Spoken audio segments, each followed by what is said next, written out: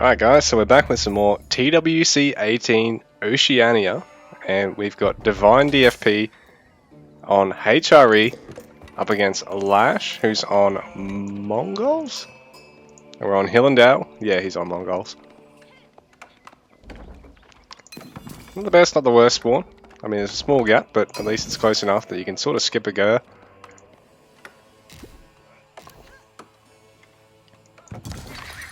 HRE player actually able to empower his wood gatherers without having to worry about moving anything.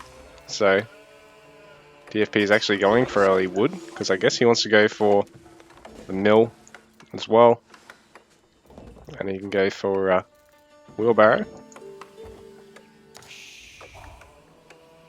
Rear side Ovu, so it's going to be pretty safe from early harass other than maybe scouts chipping away at it.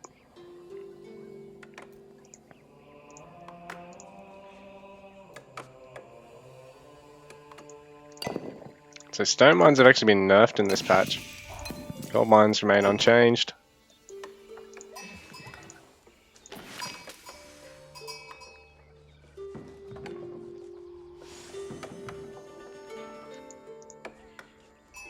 The turtling in general is probably going to take a bit of a hit. Early barracks here for LaSh. Ryan DFP going to get a barracks of his own actually. He's only got access to age 1 spears, but he does have access to age 2 man-at-arms.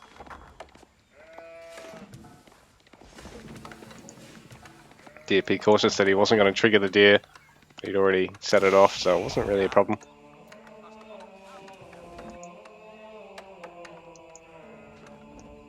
Not too sure what to scout here, eh?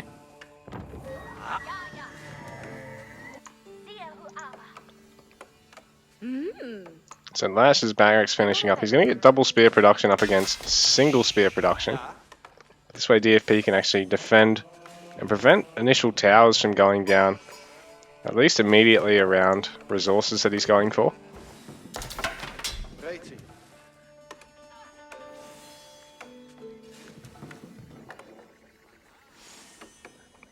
So perhaps a good way to unsettle the Mongol players at the moment is taking a leaf out of DFP's book, going for an early barracks of your own if you're anticipating either barracks or stables towering, particularly on a map where resources are really at a premium based on the layout. Like, as much as you can turtle on this high ground, in 1v1 there's not a great deal of resources on it, but then you're eventually going to have to shift onto the lower ground. Otherwise your opponent's just going to seize everything on the low ground and just out-boom you. Out-boomer you.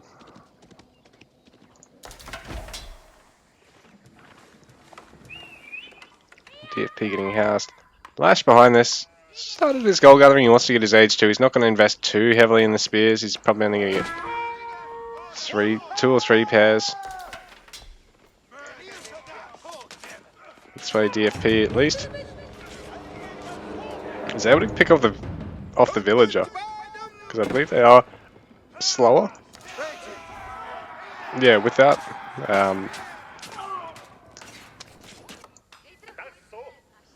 that wheelbarrow, the spears are actually quite a good bit faster than the villager.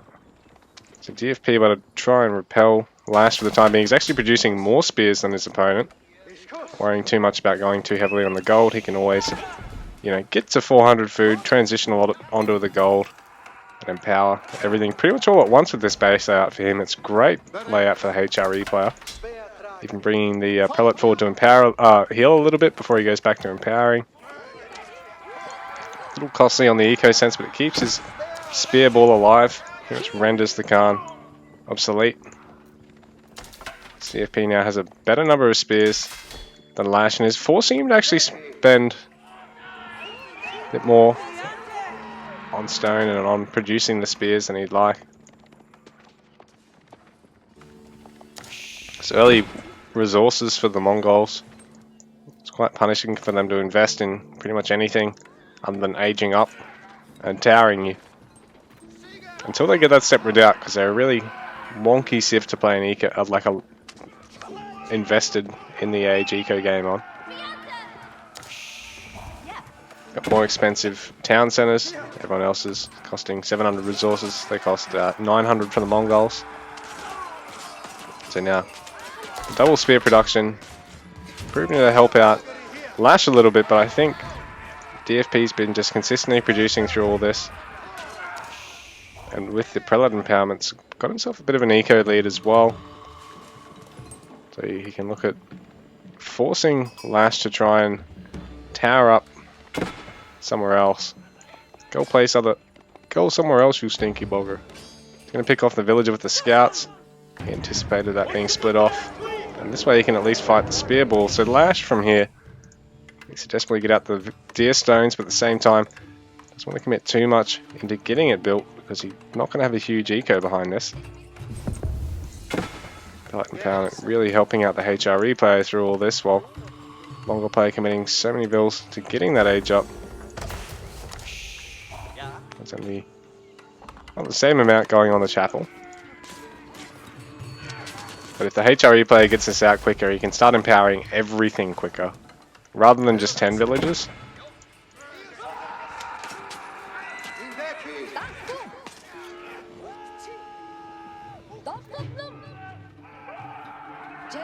So DFP and LaSh just thinking out one another's spear counts.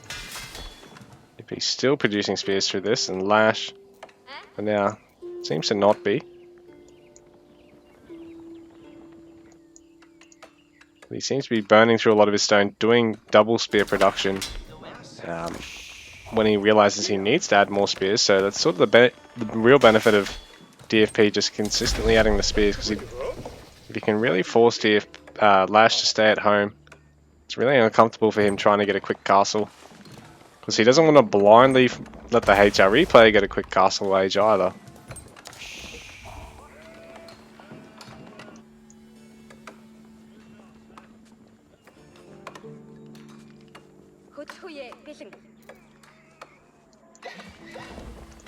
This prelate empowerment is about to cover everything.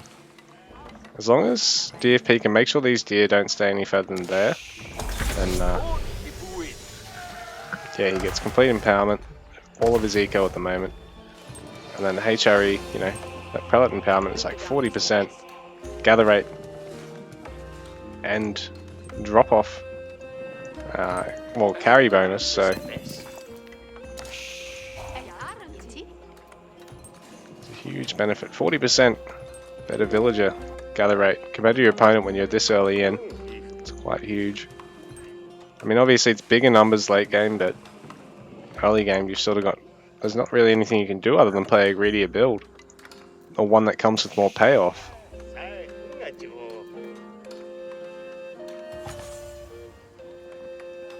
So DFP and LaSh are both going to go for a quick castle age behind this. The melee that was going on has now subsided. DFP reaps the benefits of having healing as well through all this, and now, yeah, complete empowerment. A map like this is really a nice one for HRE, because you've got 26 villagers performing the work of, you know, basically 35, 40 almost.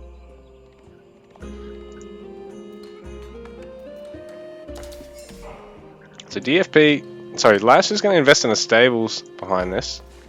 DFP is pretty much ready to go to castle from here. He'll go for a Regnitz Cathedral, so he's going to start trying to acquire some relics. He's got another prelate just heading straight out to camp the relic while the age up. He's kicking in with as many villagers as DFP can spare here. He's got 13, forcing that out. LaSh's age up in the meanwhile is going to kickstart while this is finishing up, because he's going to have all this gathering. Even close this little eco gap that the prelate had been buying DFP here. So the fact that DFP's open with the barracks has really sort of slowed this game pace down to the uncomfortable for the Mongol player, because pretty much every other civ in H2 has more mechanics to out macro them, or a unique mechanic to out macro them that early on. So yeah, a very quick step readout with even more villagers from the Mongol player at 17, forcing that one out. But this is a good spot for it, because really doesn't really have to move at all. In fact, I suppose if he had to put it one tile over, he wouldn't have to move at all from either, and he could just put villagers on both of these nodes. So perhaps a minorest of positioning with building's mistake there. I mean, he can always move it. He's Mongol, so he can just redeploy it. It does not really matter. Because landmarks don't actually cost pop to pack up, unlike other buildings. And this way he gets a better spread around this gold mine to start with, rather than sort of working away at both. So both players getting their castle age, and this cathedral is... where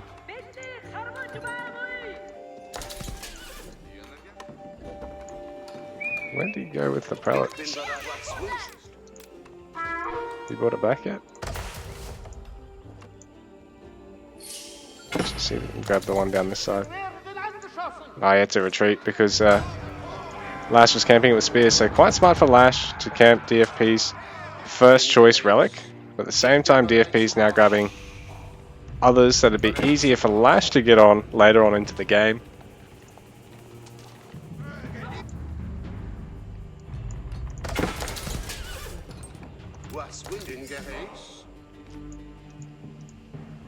Oh, what's happened to that bottom relic there? Oh no, he's put it in the tower, sorry. Completely missed that. Fucked that up. Terrible calling, Artie. But even still, you know, while it's not the cathedral generating triple value, it does make this very hard for LaSh to actually try and push on.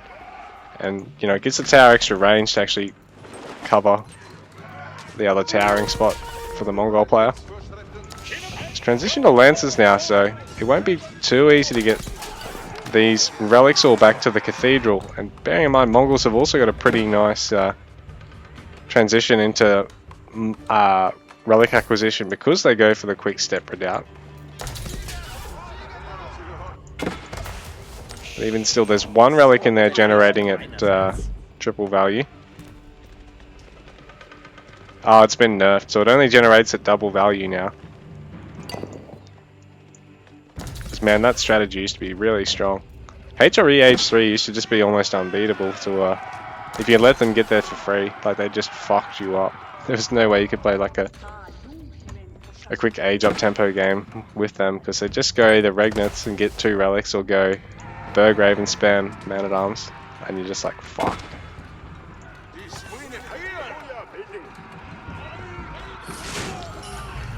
But even still, DFP continuing with Old Faithful, Regnets. He's going to stream forward with his Knights and now fight LaSh under his town centre, because if he can deny access to the Step Redoubt gathering, he actually really hurts his opponent's Age 3 boon, while his own, you know, ticks over, no problem at all. So LaSh starting to struggle here, because with all DFP's Knights in his base, he's not going to be able to train his own Lancers with these. He's going to have to look at trading resources to maintain production of them. This is hurting his food eco as well, because, you know, Mongol's going to be gathering under the town centre for the most part. They're not really go... Oh, here we go. He is going on a hunt to try and save on pasture investment, but he still, even still, is going to be gathering sheep. This is rough for LaSh because DFP may have broken him here.